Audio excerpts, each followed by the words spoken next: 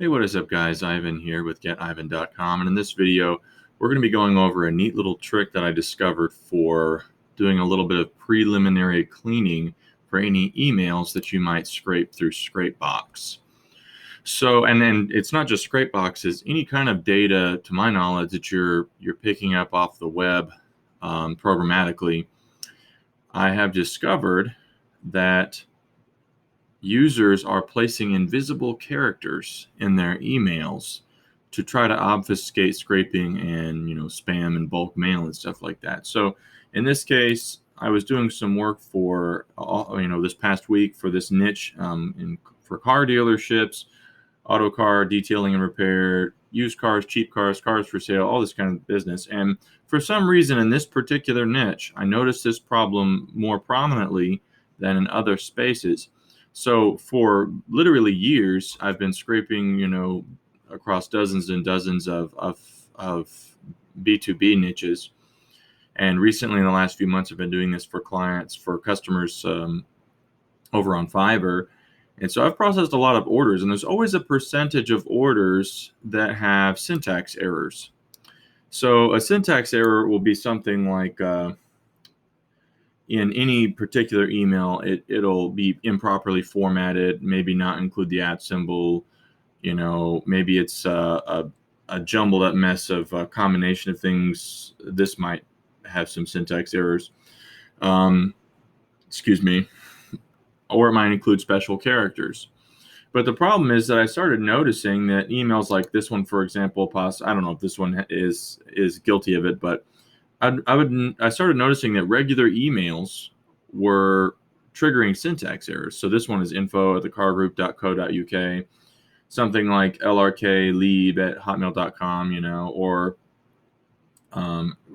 r.j.roberts@btinternet.com. So perfectly regular in typical emails were triggering these syntax errors, and it was really bewildering because I would copy them, one by one, and run through my verification processes, and it would be fine. I would be able to process it fine, but when I was running things through a list, I was getting like a lot of extra syntax errors. Typically, it's about 30% successful, 30%, completely invalid, and most of those invalids would be syntax errors, and then 30% uncertain on the basis of IP blocks or spam host blacklists or maybe just certain server access errors. So one third to third to third type of ratio, pretty typical. But in this case, it was like 60% invalid on the basis of largely syntax errors. And I was really kind of like, what is going on here? And even talked to a developer,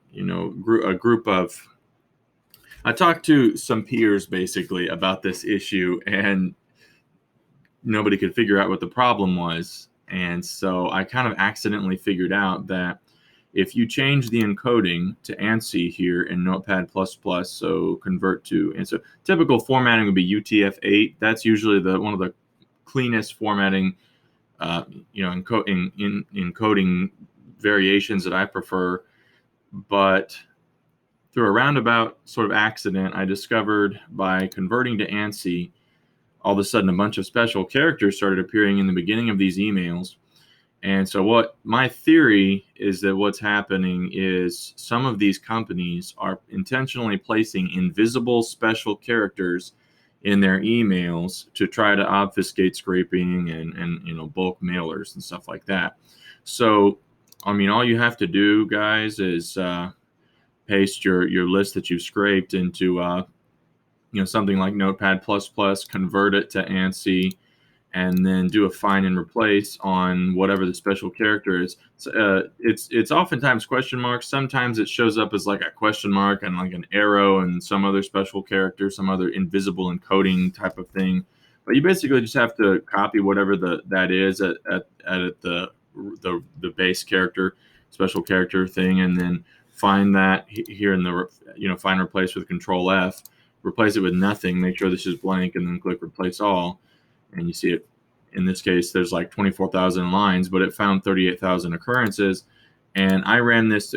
So this sample went from like a 60% invalid or completely dead to something like less than 10%, whereas that percentage, or 15%, less than 15% or something, whereas that percentage was, actual dead emails usually, and the number of syntax errors was less than like 1% or something. And those would probably be legitimate syntax errors from things that are, really run on, with a bunch of wild characters in them that, just aren't really fully valid, formatted emails. So this is a huge deal. I mean, the funny thing is, I have never seen anyone make a video on this or talk about this. I've been using Scrapebox for years.